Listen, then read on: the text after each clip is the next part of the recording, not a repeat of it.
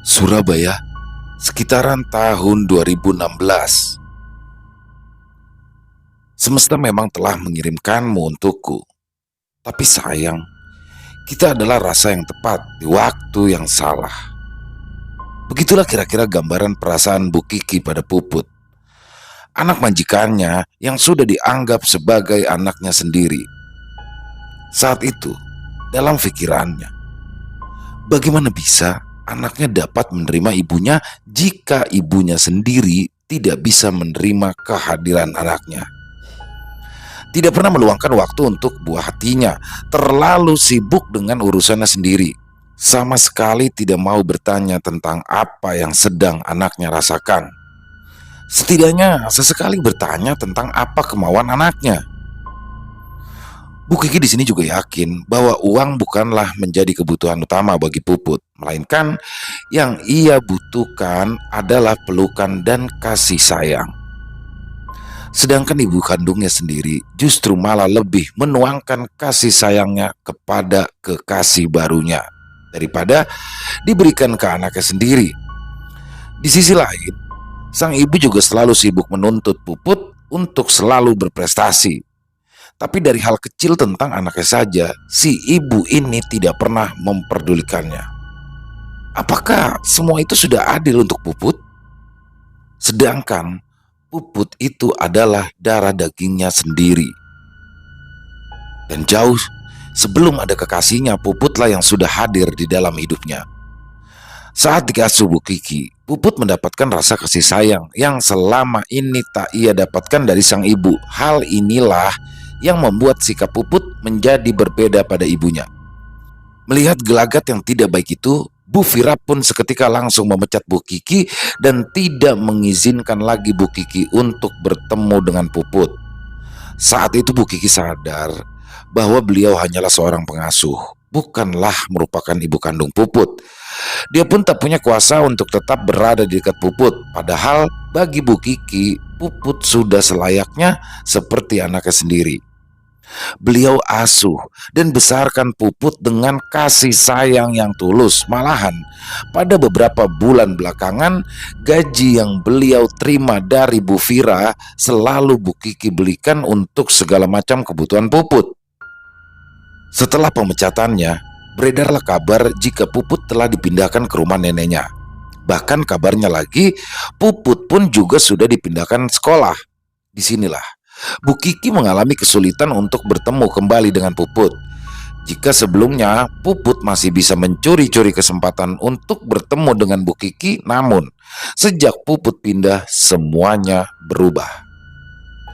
Mendapati hal itu, Bu Kiki pun tidak patah arang. Ya, dia selalu berusaha dengan sesekali Bu Kiki sengaja melewati rumah kontrakan Bu Fira untuk melepas rindu bertemu dengan Puput. Bu Kiki pun sempat mengenang memori lamanya, di mana ketika itu Puput masih suka mengunjungi dirinya. Setiap kali Puput berkunjung, dia selalu menampakkan wajah manisnya tersenyum dengan lepas. Dan itu hanya bisa diketahui oleh orang-orang yang mencintainya dengan hati, seperti Bu Kiki. Mengingat semua kenangan itu, membuat Bu Kiki pun semakin menderita. Dan semakin lama Bu Kiki menahan rasa rindunya, akhirnya membuat tubuhnya pun menjadi drop. Hingga sekitar bulan Oktober 2015, saat itu Bu Kiki teringat jika hari itu adalah hari ulang tahun Puput. Beliau pun mencoba mengirimkan ucapan ulang tahun ke Puput melalui pesan SMS. Akan tetapi nampaknya semuanya sia-sia. Ya, pesan tersebut tidak mendapat respon apa-apa. Saat itu Bu Kiki pun mencoba mengikhlaskan segalanya, menerima jika selamanya dia tidak akan bertemu lagi dengan Puput. Melihat hal itu, sang suaminya pun segera menghiburnya hingga rela mengambil cuti kerja, sekedar untuk mengajak Bu Kiki jalan-jalan keluar kota, mencoba melupakan pelan-pelan apa yang sudah Bu Kiki rasakan, walaupun nyatanya semua itu sangat sulit sekali. Hingga pada suatu malam, ketika itu Bu Kiki sedang sendirian di dalam rumah, sedangkan suaminya masih harus lembur di kantor. Jam kala itu sudah menunjukkan pukul 11 malam. Tiba-tiba pintu rumah beliau ada yang mengetuk dari arah luar. Tok tok tok, tok tok tok. Saat itu Bu Kiki berpikir jika itu adalah suaminya yang sudah pulang. Segeralah bergegas beliau membukakan pintu. Alangkah terkejutnya Bu Kiki ketika ia membuka pintu tersebut. Ternyata itu bukanlah suaminya, melainkan Puput. Terlihat saat itu seluruh tubuhnya basah akibat air hujan. Memang saat itu cuaca di luar kondisi sedang hujan lebat. Tak mengambil waktu lama, dengan segera Bu Kiki pun mengajak Puput untuk masuk ke dalam rumah. Beliau pun bersaksi jika malam itu Puput sangat-sangat kedinginan. Di dalam rumah, Puput pun sejenak memandangi Bu Kiki. Ternyata di situ Puput menangis. Di situ Puput berkata, "Bu, tubuh Puput sakit. Ibu besok jemput Puput ke rumah ya," pinta Puput lirih. Mendengarkan hal itu, Bu Kiki pun langsung panik. Kamu, kamu kenapa, Nak? Apakah ibu memukulimu? Hah? Kamu diapakan lagi sama ibumu? Tanya Bu Kiki sambil menangis. Lalu ia pun memeluk Puput. Namun saat itu Puput hanya terdiam sambil terus menunduk. Suara tangisannya yang sesenggukan pun terdengar jelas di kupingnya dan masih terngiang dengan jelas di ingatan Bu Kiki sampai sekarang. Untuk menenangkan Puput, Bu Kiki pun berkata, "Ya, ya Put, besok ibu jemput Puput ya. Nanti kita berdua tinggal di rumah ibu ya. Sekarang Puput tenang. Ibu sebentar mau ke dapur dulu, mau buatkan kamu teh hangat ya. Sekalian ibu akan ambilkan handuk. Lihat, coba lihat. Badanmu basah semua," ucap Bu Kiki. Terlihat kala itu Puput hanya tersenyum ke arah Bu Kiki sambil menganggukkan kepalanya. Beberapa menit kemudian, Bu Kiki pun kembali ke ruang tamu dengan membawa segelas teh manis hangat juga handuk, tapi ternyata Puput sudah tidak ada di sana. Mendapati hal itu, Bu Kiki pun panik bukan main. Dalam kebingungannya, di situ terlihat pintu rumahnya masih terbuka dengan lebar. Kursi yang tadi diduduki Puput pun juga terlihat masih dalam keadaan basah. Seketika Bu Kiki pun langsung berteriak memanggil-manggil nama Puput berkali-kali. Namun sepertinya sia-sia. Tak ada jawaban yang terdengar. Padahal di luar kala itu sedang turun hujan angin dengan petir yang menyambar-nyambar di mana-mana. Puput kemana? Kemana ya pergi? Gumam Bu Kiki khawatir. Bu Kiki pun sangat berharap jika Puput pulang ke rumahnya dengan aman, agar besok dia pun bisa menjemput untuk tinggal bersama di rumah kontrakannya. Selesai menutup pintu rumah dan hendak mengemasi gelas teh tadi, Bu Kiki kala itu melihat ada jaket sweater yang terjatuh di lantai, dan sepertinya jaket sweater itu adalah milik Puput. Dan benar, saat beliau memegang jaket itu ternyata kondisinya basah semua. Akhirnya jaket itu pun digantungnya di dekat dapur, dan setelahnya Bu Kiki pun tertidur. Di keesokan paginya, beliau pun bangun seperti biasanya. Dan saat itu Bu Kiki pun langsung menceritakan semua peristiwa tadi malam kepada suaminya. Ya, tentang Puput yang datang tadi malam. Bu Kiki pun mengatakan bahwa hari itu ia berniat untuk menjemput Puput sesuai dengan keinginannya. Dan saat ia ingin beranjak pergi, beliau pun sempat memeriksa jaket itu. Ternyata kondisinya masih basah. Walaupun demikian, beliau pun tetap membawanya. Entah apa yang ada di benaknya ketika ia membawa-bawa jaket yang masih dalam kondisi basah itu. Yang pasti hari itu Bu Kiki pun bertekad untuk menjemput Puput sesuai permintaannya tadi malam. Tak berselang lama, Bu Kiki pun sampai di rumah Ibu Vira, sang ibunda dari Puput. Segera Bu Kiki pun di sini langsung mengetuk pintu rumah tersebut. Tok tok tok, tok tok tok. Dan tak lama kemudian muncullah Bu Vira dari dalam rumah untuk membukakan pintu. Terlihat jelas ketika mereka bertatap muka, tatapan judes Bu Vira kala itu nampak jelas di wajahnya. "Maaf Bu Vira, saya mau tanya, Puput mana ya?" tanya Bu Kiki. "Puput nggak ada. Dia lagi di rumah neneknya," jawab Bu Vira dengan bengis. Mendengarkan hal itu, Bu Kiki pun di sini tidak mempercayainya begitu saja ya, karena setahu dia rumah neneknya itu cukup jauh jaraknya. Gak mungkin, gak mungkin Bu. Gak mungkin kalau Puput ke rumah neneknya. Semalam dia itu datang ke rumah saya, hujan-hujan dan sendirian pula, timpa Bu Kiki menaikkan nada bicaranya.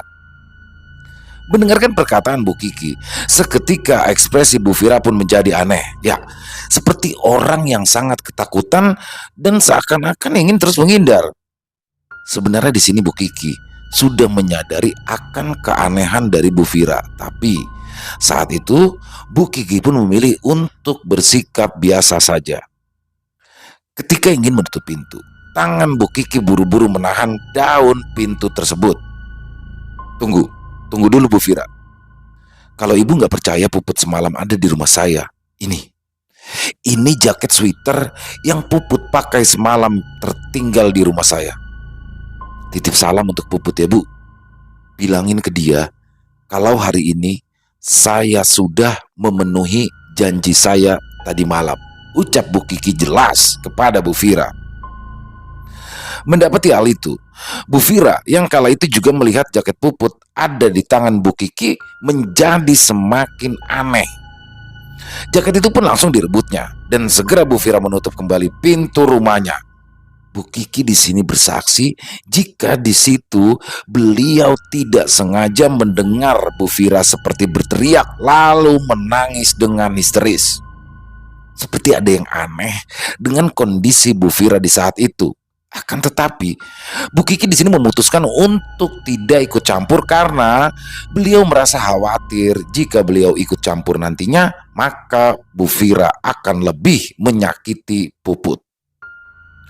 Sesaat Bu Kiki berkata dalam hati, "Semoga kamu selalu dalam keadaan baik-baik saja ya nak." Doa Bu Kiki untuk Puput dalam hati. Setelah itu Bu Kiki pun langsung beranjak pulang dan sama sekali tidak berhasil untuk bertemu dengan Puput lagi. Hingga berbulan-bulan kemudian akhirnya tiba-tiba terdengarlah kabar mengejutkan mengenai penemuan jenazah yang sudah menjadi tulang belulang di dalam rumah kontrakan Bu Vira. Apalagi diduga jika jenazah itu merupakan jenazah Puput. Ya, saat itu penghuni kontrakan yang baru tiba-tiba saja menemukan sebuah kerangka manusia saat akan merenovasi rumah kontrakan tersebut. Ditambah setelah dilakukannya penyelidikan, akhirnya pihak kepolisian pun mengeluarkan pernyataan yang menguatkan jika benar itu adalah jenazah Puput. Dia sudah tewas dibunuh sejak pertengahan bulan September 2015. Dan jika semua itu benar, lantas siapa yang datang malam-malam ke rumah Bu Kiki waktu itu di kala hujan deras? Di lain tempat, kisah yang menyeramkan juga dialami oleh Pak Damar. Ya, Pak Damar ini merupakan seorang penjaga sekolah, lebih tepatnya sekolah lama Puput. Pak Damar ini adalah satu-satunya orang yang cukup mengenal dengan baik Puput. Karena Puput itu tidak semenonjol anak-anak yang lain. Ya, Puput cenderung lebih asik dengan dirinya sendiri. Puput sangat suka mendengarkan musik metal dan biasanya dia menggunakan MP3 kesayangannya untuk mendengarkan musik tersebut sembari duduk di bawah pohon beringin yang berada di belakang sekolah. Setiap bel istirahat sekolah, tempat itu merupakan spot favorit Puput untuk menyendiri.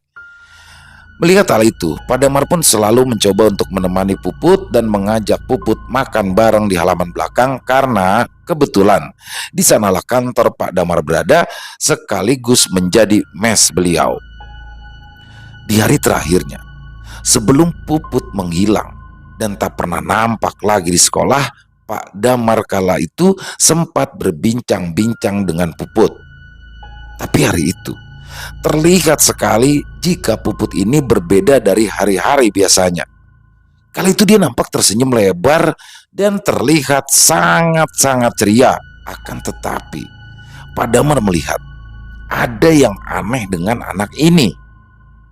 Dan perasaan itu adalah pertanda bahwa di hari itu merupakan kali terakhirnya Pak Damar bertemu dan melihat wajah Puput. "Hai Pak Damar, makan yuk. Puput bawa makanannya agak banyak nih, biar bisa makan bareng sama Bapak." ujar Puput begitu ceria. "Eh, asik dong. Pak Damar juga bawa nih nasi bungkus. Nanti Puput boleh cobain lauknya," timpal Pak Damar. Saat itu mereka berdua pun langsung duduk di bawah pohon beringin yang sangat rindang itu sambil membuka makanannya yang sudah mereka bawa masing-masing. "Pak Damar, Puput boleh tanya sesuatu nggak?" "Tapi Pak Damar janji jawabnya yang jujur ya," tanya Puput. "Memangnya mau tanya apa sih, Put?" tanya Pak Damar. "Pak Damar, mati itu sakit gak sih?"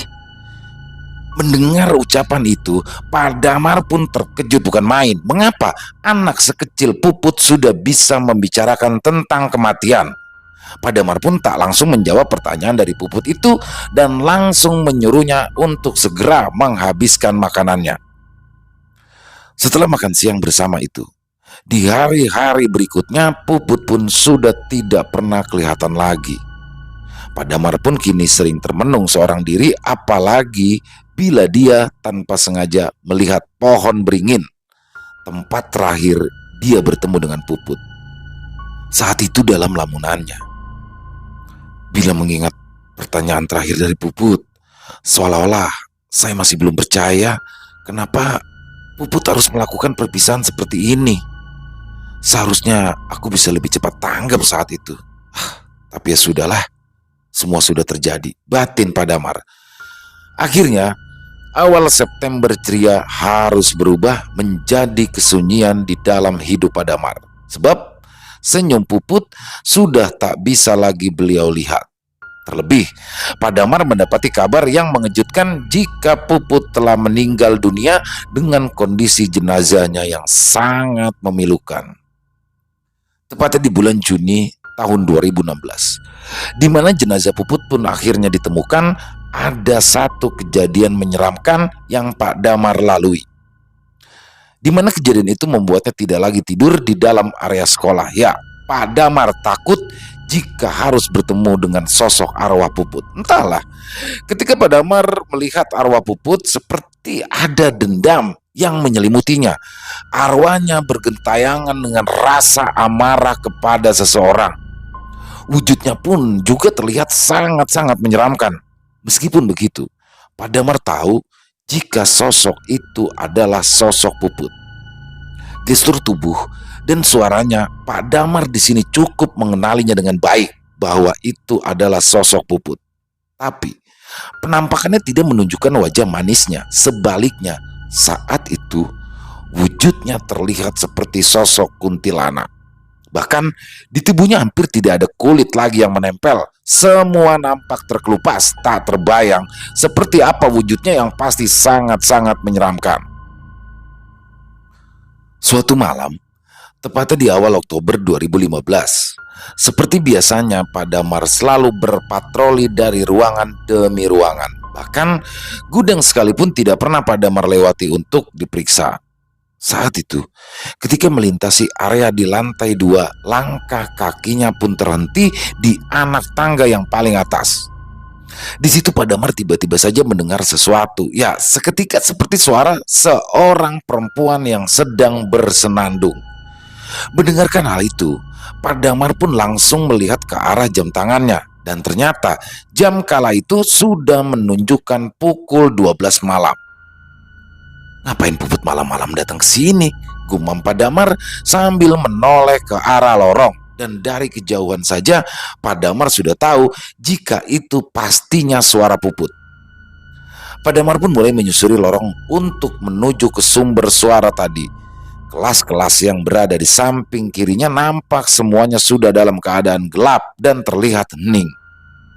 Saat itu, semakin Pak Damar berjalan mendekat, suara itu pun semakin jelas terdengar di telinganya, hingga kaki Pak Damar pun terhenti tepat di depan kelas 11 IPS, di mana itu merupakan kelasnya Puput. Dari luar, beliau pun melihat jika kelas itu dalam kondisi yang sangat gelap. Harusnya Puput nyalakan saja lampunya. Toh aku juga tidak akan melapor ke pihak sekolah. Malah aku senang bisa bertemu lagi sama dia malam ini, pikir Pak Damar saat itu, yang tentunya sebelum melihat wujud Puput yang sebenarnya. "Put, Puput, lagi ngapain?" "Pak Damar masuk ya," teriak Pak Damar dari arah luar pintu. Namun, saat itu tidak ada respon apa-apa dari Puput. Yang terdengar hanyalah suara nyanyian yang Puput senandungkan. "Kasih ibu kepada beta tak terhingga sepanjang masa." Sosok itu terus dan terus menyanyikan lagu tersebut secara berulang-ulang. Namun, semakin lama suaranya pun terdengar sangat menyedihkan karena saat itu suara Puput terdengar bernyanyi setengah terisak menangis. Mendengarkan hal itu, Pak Damar pun lalu berusaha untuk membuka pintu kelas tersebut. Sejenak, di sini Pak Damar baru tersadar. Ya, Puput itu tadi masuk kelas lewat mana? Pikir Pak Damar. Karena saat itu pintu terkunci dari luar sedangkan jendela terkunci dari dalam. Otomatis harus membuka pintu dulu barulah bisa membuka jendela. Mendapati hal itu, Pak Damar pun langsung terdiam lemas. Beliau pun langsung menggerakkan senternya ke arah dalam kelas. Yang beliau lihat saat itu hanyalah seorang perempuan memakai daster dengan penuh noda darah, dengan rambutnya yang sangat berantakan. Di tengah kegelisahannya, beliau pun tetap memaksakan untuk mengamati sosok tersebut. Tiba-tiba, sosok itu pun mulai berdiri dari duduknya pelan-pelan. Sosok itu pun berjalan dan sepertinya hendak mendekat ke arah pintu. Pak Damar pun yang saat itu berada tepat di depan pintu kelas semakin jelas bisa melihat sosok itu. Mendapati hal itu, perlahan-lahan juga di sini Pak Damar pun langsung memundurkan langkah kakinya hingga tidak ada lagi ruang untuk dirinya mundur. Karena kala itu tubuhnya sudah tertahan oleh tembok balkon yang berada di lantai 2. Tubuh Pak Damar seketika membeku. Matanya melebar, tubuhnya merinding, rasa takut menggelayuti jiwanya karena saat itu terlihat sosok yang sangat menyeramkan. Wajahnya yang penuh darah dengan mata yang hitam legam menempel pada kaca pintu kelas tersebut. Seketika tubuh Pak Damar pun langsung terjerembab ke lantai. Ya, dia pingsan hingga akhirnya ditemukan oleh petugas sekolah yang lain. Keesokan paginya, beliau pun langsung menceritakan semua kejadian tadi malam yang sudah dia alami dan langsung meminta izin untuk ia tidak lagi tidur di sekolah. Ketika maghrib tiba, beliau pun langsung mengemasi semua barang-barangnya yang berada di dalam mes. Dan saat Pak Damar ingin keluar dari mes, beliau pun di sini mendengar kembali suara Puput yang bernyanyi "Kasih Ibu". Seketika, Pak Damar pun langsung berlari untuk segera keluar dari area sekolahan. Sampai saat ini, area belakang sekolah tersebut sudah sepi. Bahkan, jalan akses menuju ke sana pun sudah ditutup oleh pihak sekolah. Mereka semua yakin dan percaya jika arwah atau sosok yang menyerupai Puput bergentayangan di sana. Hal ini pun juga diperkuat dengan terjadinya peristiwa kesurupan massal di sekolahan tersebut. Ya, kejadian itu bermula saat ada beberapa siswi yang nekat pergi ke area belakang sekolah. Mereka ini ingin membuktikan hal tentang rumor hantu Puput yang sempat menghebohkan satu sekolahan. Dan hal yang ditakuti pun terjadi. Akibat ulah nekat beberapa siswi tersebut mengakibatkan terjadinya kesurupan massal di sekolah itu. Dan yang lebih mengerikan lagi, ada salah satu dari siswi tersebut yang tiba-tiba saja ditemukan meninggal dunia, bundir di kamar mandi di dalam rumahnya. Diberitahukan bahwa leher siswi itu terlilit gorden shower di kamar mandinya sendiri. Entahlah, apakah kejadian siswi itu ada hubungannya dengan arwah Puput yang selalu bergentayangan di sekolah? Tentang hal itu, Pak Damar pun tidak mengetahuinya dengan pasti. Akan tetapi, Jika mengenai arwah Puput yang selalu bergentayangan, Pak Damar pun di sini berujar, benar, arwahnya bergentayangan, seolah-olah ingin menuntut balas. Entah, balasan untuk siapa? Di tempat lain, dengan waktu yang berbeda, setelah jenazah Puput ditemukan, kemudian jenazah tersebut pun langsung dibawa ke rumah sakit. Di sana, beberapa dokter yang memeriksa jenazah Puput pun mengatakan jika Puput sudah sejak lama mendapatkan kekerasan secara fisik dari orang-orang terdekatnya. Di situ timbullah pertanyaan yang akhirnya menimbulkan kecurigaan tentang siapa pembunuh Puput yang sebenarnya.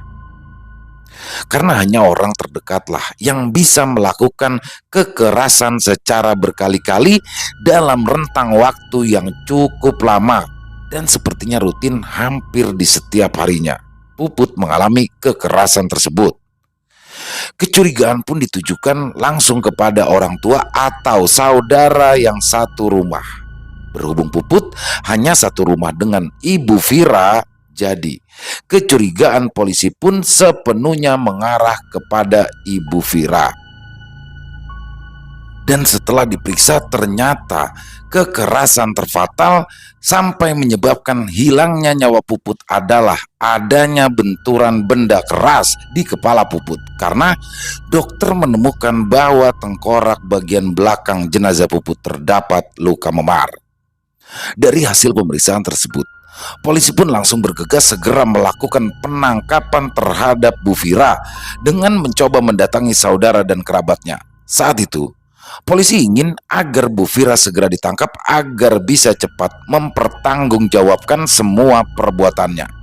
Kala itu, semua orang yang mengetahui peristiwa ini tidak pernah menyangka bagaimana bisa seorang ibu kandung bisa berbuat sekeji itu. Sudah 2 bulan lamanya sejak jenazah Puput ditemukan, polisi pun sampai saat ini tidak bisa mengetahui di mana keberadaan Bu Vira.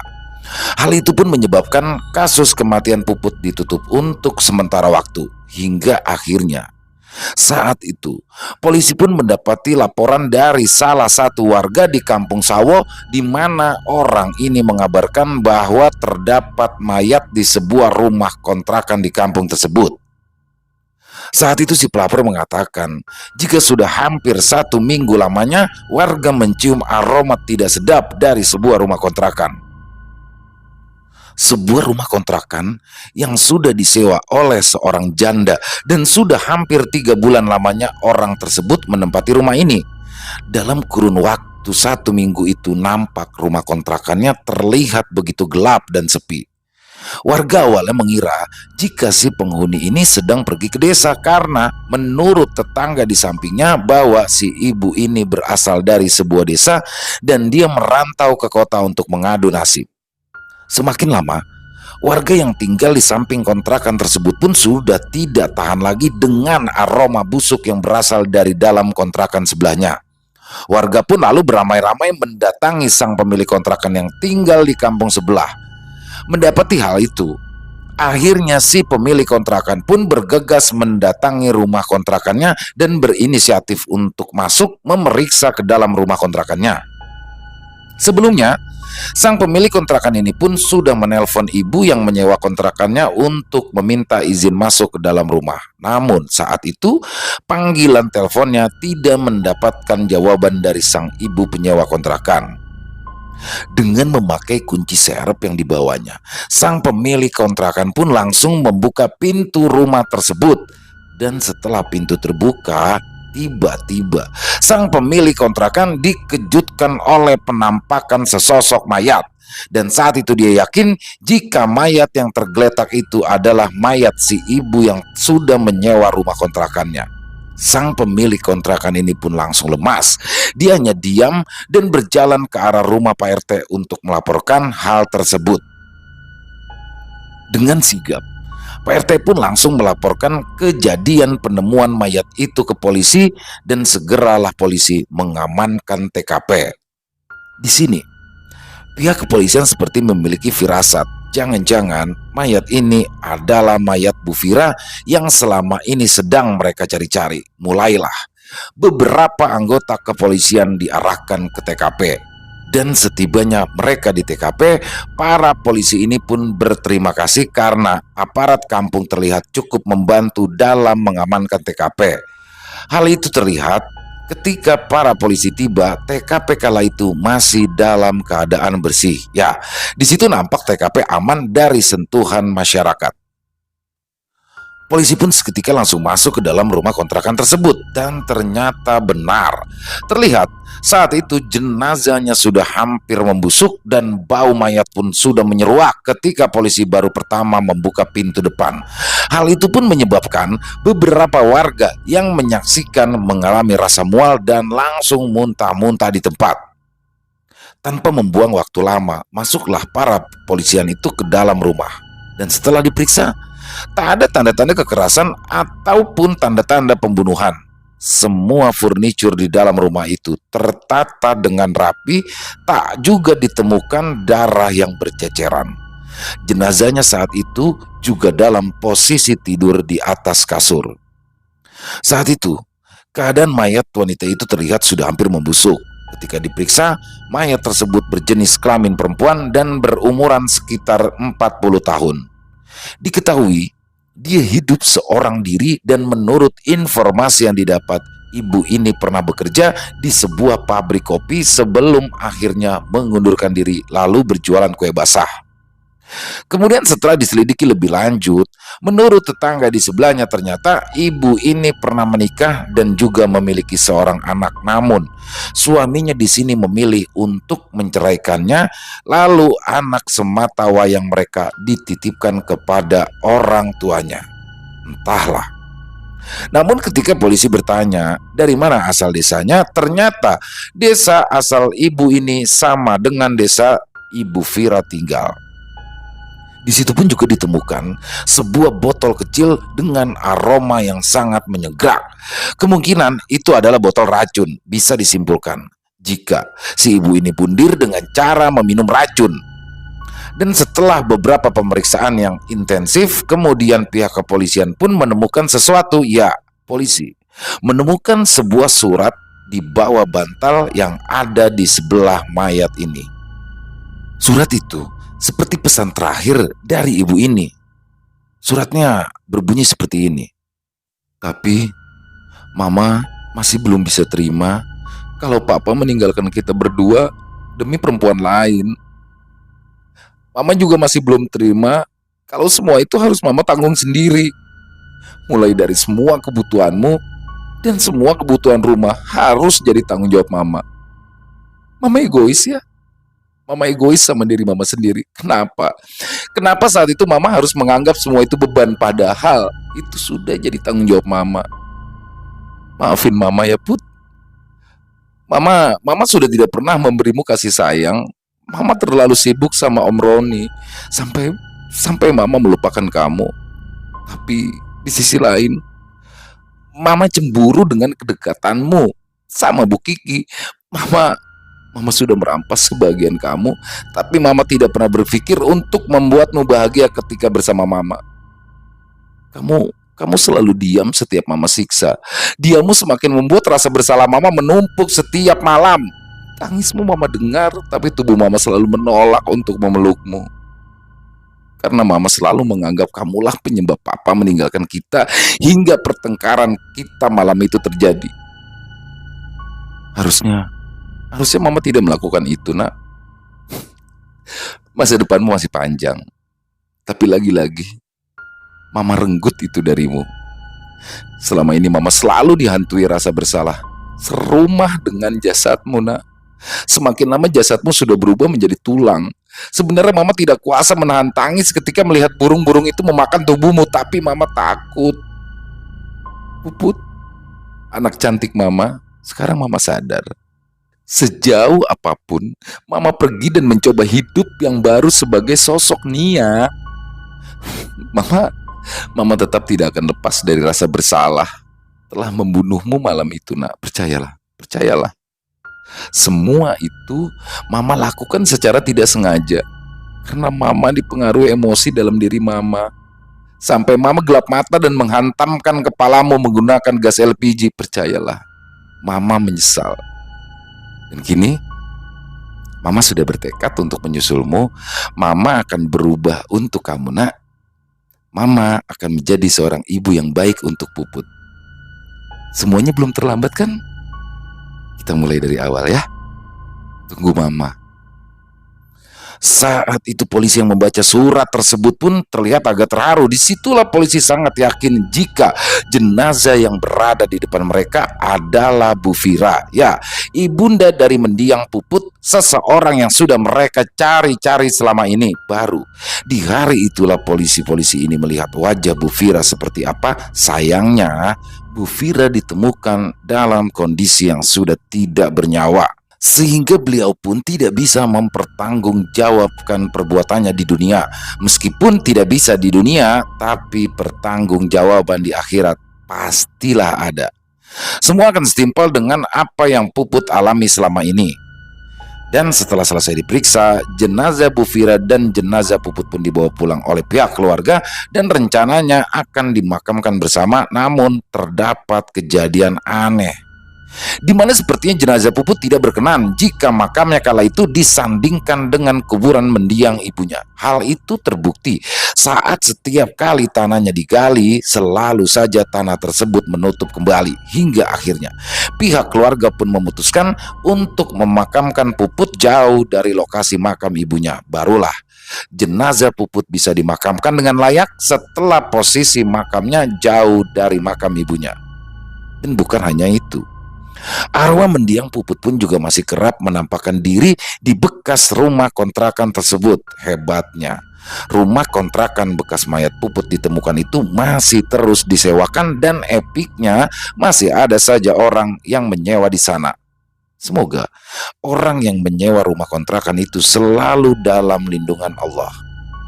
Bisa ditelisik, ada sebuah pesan di balik kisah ini, yaitu seorang anak terlahir dengan membawa takdirnya masing-masing. Seorang anak terlahir dengan membawa berkah serta rahmat untuk kedua orang tuanya. Dan seorang anak tidak bisa memilih dia harus terlahir dari rahim siapa, dari keluarga yang seperti apa. Seorang anak terlahir jelas itu atas kemauan orang tuanya. Dan jika hidupmu tidak sesuai dengan ekspektasimu, itu bukan kesalahan anakmu, karena sejatinya seorang anak lahir dalam keadaan suci dan tanpa dosa. Selamat jalan Puput. Insya Allah surgalah tempatmu. Tenanglah di sana. Selesai. Wow, kisah yang luar biasa dan sangat-sangat menguras emosi. Luar biasa. Sekali lagi, ini kisah ini lebih ke sedih ya kalau menurut saya, dan epic, sangat epic ya kisah ini. Mungkin ada teman-teman yang pernah mendengarkan, tapi ini kisah ini kita pilih karena luar biasa ya. Dan semoga bisa menghibur semua teman-teman, khususnya para penikmat pecinta horor.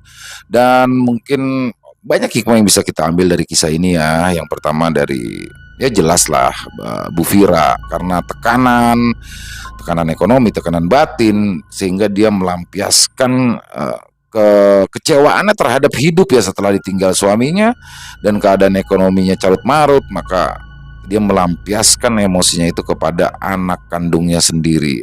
Dan itu hal yang apa ya, sepertinya nggak masuk akal, tapi banyak terjadi di masyarakat sekitar gitu loh. Jadi ya itulah kehidupan. Yang jelas semoga kita semua dijauhkan dari hal-hal buruk, terutama hal seperti itu ya. Dan saya soroti tadi di awal Bu Kiki juga ya. Bu Kiki ini merasa kehilangan sekali, tapi memang seperti ikut campur atau gimana. Yang jelas sih dia di mata Bu Fira terlihat berusaha merampas ya, walaupun memang ya dia tulus mencintai Puput. Intinya kisah ini adalah based on true story. Yang jelas mari kita doakan semoga Puput ditempatkan di tempat yang baik di sisinya, amin. Dan silakan yang punya komentar lain bisa tulis di kolom komentar. Aduh, saya ngomongnya agak ngaco ya, entahlah, masih terbawa emosi atas kisahnya tadi. Silakan yang punya komentar lain bisa tuliskan di kolom komentar, dan atau hanya yang sekedar saling menyapa, silakan bisa tulis di kolom komentar. Insya Allah kami akan membalasnya satu persatu. Buat yang suka dengan videonya, yuk diklik tombol jempol atau tombol like-nya. Buat yang belum subscribe, diklik yuk tombol merah subscribe-nya. Jangan lupa loncengnya juga dinyalakan agar teman-teman selalu mendapatkan notifikasi dari konten-konten yang akan kami upload selanjutnya. Dan buat yang mau kirim-kirim kisah horor bertemakan misteri, baik kisah pribadi, kisah dari keluarga, dari teman, dari tetangga, selama itu based on true story, silakan bisa dikirimkan ke kami ke nomor telepon 087845094752. Kami ulangi 087845094752. Dan di akhir kata, oh ya, buat teman-teman yang sudah mengirimkan kisahnya, terima kasih, sabar ya. Pasti kami akan bawakan, dan satu persatu udah kami bawakan kok. Memang butuh proses dan antrian ya, butuh proses karena kami harus garap dulu. Jadi intinya buat yang sudah kirim, ditunggu, pasti dibawakan di Extreme Movie maupun di Elo Bercerita. Ya, di akhir kata saya mengucapkan permohonan maaf apabila ada kata-kata saya yang salah, apabila ada kata-kata saya yang mungkin kurang berkenan di hati teman-teman. Saya mohon dibukakan pintu maaf yang seluas-luasnya, karena saya adalah manusia biasa, tempatnya salah dan dosa. Dan sampai jumpa lagi di konten-konten kami selanjutnya yang pasti tidak kalah horor ya, yang pasti tidak kalah serunya, masih bersama saya Ilo. Salam sehat sukses selalu untuk kita semua. Amin amin ya robbal alamin. Wassalamualaikum warahmatullahi wabarakatuh.